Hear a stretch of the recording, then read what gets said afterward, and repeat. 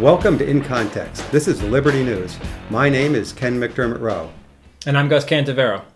And today we're going to be speaking with activist and director Michael Murphy, director of the film What in the World Are They Spraying? And we've spoken to Michael Murphy before on our radio program In Context, where you can find archive broadcasts at incontextreport.com. And we have Michael Murphy on the phone with us right now, and he is in the middle of a Hawaiian rainforest where he's working on his new film, Why in the World Are They Spraying? Now, I know personally I've spoken to a lot of people about the material contained in What in the World Are They Spraying? And the questions that almost everybody has is, yeah, but why would they do this? Okay, fine. Maybe there is weather modification programs going on. But why would they do this? Because we all live on the same planet. So, Michael, I'm going to ask you, why in the world are they spraying? Why in the world are they spraying? Well, there are many different agendas associated with geoengineering programs, all of which consolidate an enormous amount of political and monetary power into the hands of the few. But based on our observations and talking to meteorologists and other professionals, we just interviewed Dr. Begich about HAARP. It appears that the number one agenda is weather control and putting aerosols into our sky in the way that geoengineers are not only proposing, but they're also doing, as we've illustrated in What in the World Are They Spraying, with very high levels of aluminum, barium, and strontium, all of which match geoengineers' plans and proposals and a number of geoengineering patents.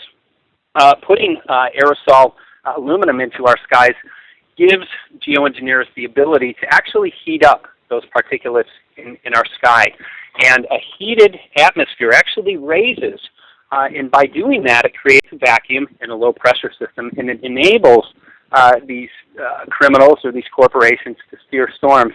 But other aerosols, which are also being found in many rain tests, according to the scientists and meteorologists that I've spoken to, gives the ability of these corporations to change the way that clouds condense and change the way that they nucleate. So in doing so, they can actually build storms that, are coming to fruition several deviations above what would be typically normal. And they can also diminish storms. So what they're doing is corporatizing natural systems, including our weather. And in doing so, again, it gives these people the ability to control every supply in every political system. And that's what we're seeing. Unfortunately, it's at the expense of every, and when I mean every living thing on the planet. The collapse in terms of human health and ecosystems is happening at a very alarming rate.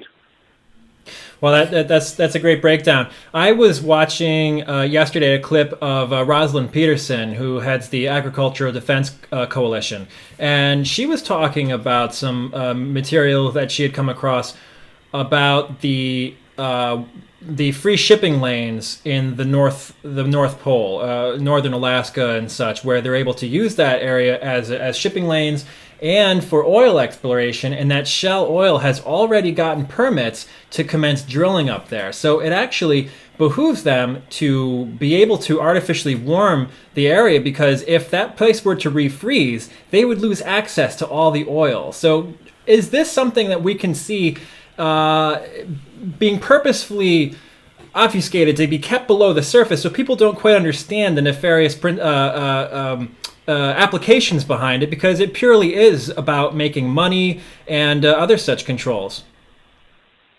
Well, you're correct. It definitely is. And again, it's about the consolidation of power.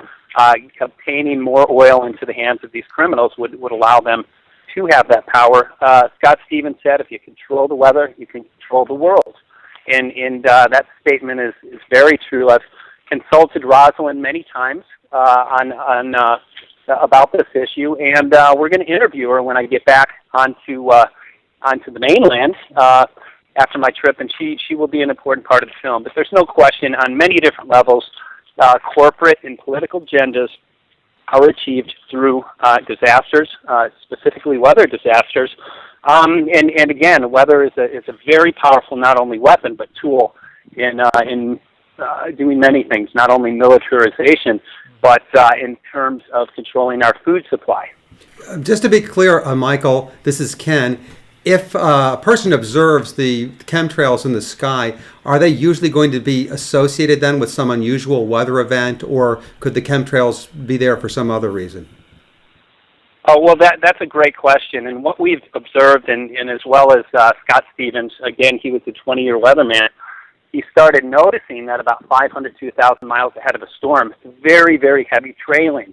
And again, if you realize that the number one ingredient is aluminum oxide, and aluminum oxide is not a very effective conductor for like wire around your home. Copper is, but copper is much heavier. Aluminum is very effective because of its lightweight and other properties in our sky. And in the past 30 years, our atmosphere is 30 times more conductive. Why is that? It's because they have this conductor in the sky. And again, through different technologies and through the HAARP technology, which is an ionic heater, they have the ability to warm parts of our sky. And again, that creates that low pressure, gives them the ability not only to change jet streams, but also to design storms that can have an impact and also create drought in certain areas. And of course, we see in drought conditions, Monsanto comes in after the farmer is devastated with their drought-resistant Terminator seeds. So it's literally many different things, but what they're doing is taking over the food supply, and Monsanto has a goal and an agenda, and that is to control everything and own everything that grows. Weather control enables them to do that. Our soils are also being contaminated, as we addressed in the first film, What in the World Are They Spraying? Monsanto has a stress-resistant seed that will grow not only in droughts and floods, but also in soils that are toxified. So what we're seeing, especially here on Maui, Maui's a beautiful place, but I've spoken to many organic farmers and many locals here. Everything is beginning to die. Things are starting to brown. The coconut trees are slowly dying around here. People are noticing it, and they're concerned that their freedom, their ability to live off of the land and grow natural organic foods is ending. And the concern for many people, including myself, is, again, this is a corporate agenda to make everybody dependent on the corporations.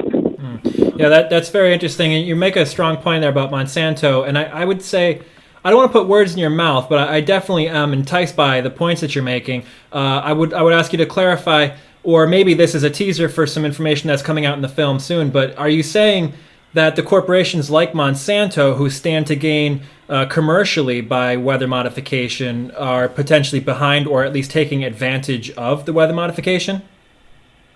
Well, I think they're in the club. Okay. The leaders at the very high level are in this club. They call them the elite. I call them many things, but we probably shouldn't say that on the radio. Sure.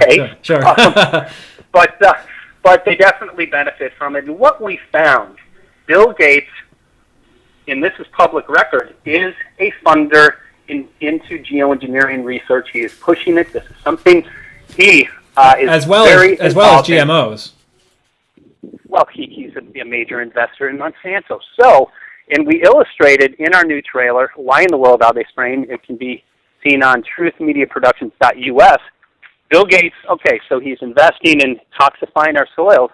He benefits with these new seeds that have the ability to grow. So it's the old Hegelian dialectic, the problem-reaction-solution, where we see these criminals who want to, and I think it goes past money. This is about power and it's about control. It's about what every major religion talks about. We have this corporate governmental conglomerate, I call it the beast, that is genetically modifying natural systems, usurping that authority so that it comes under the authority of corporations, thus man. And geoengineer David Keith made a statement about a year and a half ago. He said geoengineering gives man godlike power. I think that's what he meant. And if anybody doubts the agenda, I'd suggest they read William Engdahl's book, Seeds of Destruction. You might be familiar with that, where he traces the rise of agribusiness and how all of our food is essentially controlled by a handful of corporations, including Monsanto. Right. Now, Michael, one person I spoke to recently, I had sort of an online debate going on where we were talking about chemtrails, maybe one of my videos that I had on YouTube or something. And he's a former FAA airline controller, and he's saying, look, I know about plane trails. I know about jet exhaust. Trails have been around forever. What you're talking about, they're just contrails, so I would show him, the documentation showing the additives to the fuel, showing the geoengineer conferences where they're talking about this stuff and the weather modification and how it's been used over and over again for decades. And he said, yeah, I know weather modification's been around for decades. And I'm saying, well, that's what this is. Why are you acting like you don't believe? He's saying, no, but that's not the same thing. Chemtrails and weather modification are not the same thing. And I had to show him piece of evidence after evidence, just documentation after documentation. This is the same thing. What's your what could you say to address people who say that chemtrails, the weather, the population control agenda, the eugenics, it's not the same thing as weather modification? I would have them watch my film, where Scott Stevens, meteorologist, has been studying this. The trails, the aerosols, are absolutely required for these corporations to achieve their weather modification goal. No question about that, period. And there's several studies that indicate belief systems are stronger than fact. So if somebody has a real strong belief system that this is not happening, and it's a hard thing to grasp, especially for people who are new and have been essentially blessed and supported by this corporate system. However, once you look at the facts and people let that guard down and look at the facts, not look at the belief system, but look at the facts on this, we have about a 95% success rate in terms of people supporting the work and coming to realize that this is not only a reality that we're in, but a crisis that needs to be addressed. Michael, what about the military angle there? Is the military attempting to use weather as a weapon? And could that be part of the chemtrails? Military has for a very long time. And if you look back at the Vietnam War, there was a program called Project Popeye. And it was actually a cloud seeding operation where they used aerosol trails to seed clouds, and they affected the Ho Chi Minh Trail by flooding it out. And I think with 13 feet of rain in less than 1 hour. That was several years ago. And according to Dr. Nick Begich, who we interviewed yesterday for the interview, he said that technology doubles now every 7 months. So with the people that we've interviewed, that was a small-scale operation. Military has a document called Owning the Weather by 2025. Weather is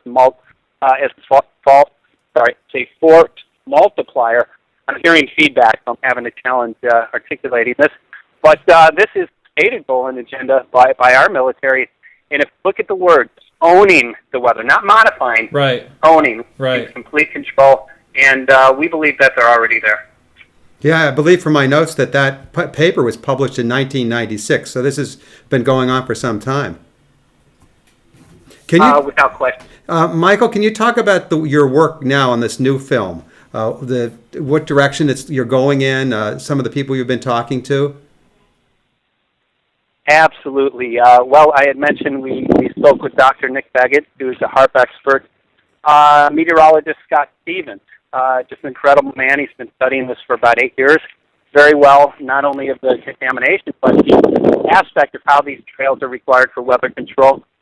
Mark McCandlish, who is a former Air Force and worked in the defense. He was a defense contractor for a number of years, well aware of this issue. And then we've also interviewed Barbara Peterson from Farm Wars, who's aware of the destruction on farmland and the corporatization that's occurring with this. We released the funding trailer about 10 days ago or 11 days ago. It's had a great response. We have over 40,000 hits on the video. And I believe this. The first film has been seen by over 10 million people, and it's been a very, very powerful tool to bring into to legislators and just create a general movement around the world. As a result, we have ordinances that are being formed around the world, one here in Maui, and that's one of the reasons that I'm here on the island. So we're working tirelessly to get these programs stopped, and I really believe addressing the weather control aspect is not only the next crucial step in terms of waking up even more people, but also moving closer to holding the governments and corporations behind these programs accountable, because people are becoming aware that there's corruption in our governments and corporations. We're illustrating that and the connection between Monsanto. So I hope every listener will go and see that video. And the first film we funded entirely by donations and pre-orders. We're working on a shoestring budget, but as a result, we were able to reach over 10 million people, and I believe this film will be even more powerful. So please, get involved, pre-order. That will make this film a reality. It will give you a tool to bring into legislators and even bring out in the street, like, why in the world are they spraying? And this film's also going to be available for free, so we'll be serving humanity. You can go to whyangels.info for more information, whyangels.info, and you can also see the trailer. Please pass it along. We need your support. Can't do it without you. We will do the work, and we'll get a DVD out to you pre-order. It's really important that the listeners and the viewers out there watching on YouTube get out there and support your efforts, because, as you said, you make the film available for free. You allow duplication. You make your research available, and you do this, like you said, on a shoestring budget, supported by the activist community.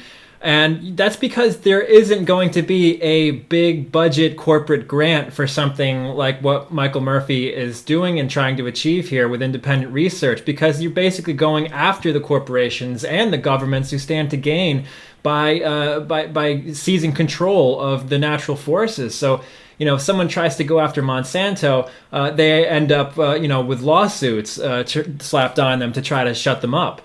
So what you're doing, Michael Murphy, is very brave. I salute you. I support you as much as I can, as well as Ken does as well. Thank you very much for joining us, Michael. We really appreciate your work, and we look forward to speaking to you again soon.